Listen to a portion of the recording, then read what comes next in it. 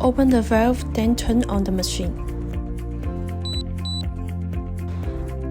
If the water flow lower than 1.2 liters per minute, you should turn on pump by yourself. When the water flow reaches 1.2 to 2.5 liters per minute, the pump will be turned on automatically and turn off over 2.5 liters per minute.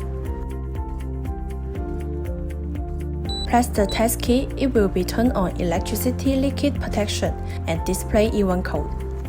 Press the reset key, it will restore heating. Press the up key for few seconds is inlet temperature. Press the down key for few seconds is water flow.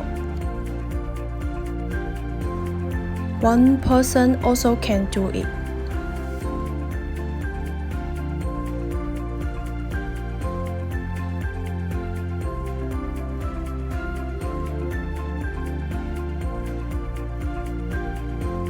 Compact design water heater, easy to install in the bathroom and under sink.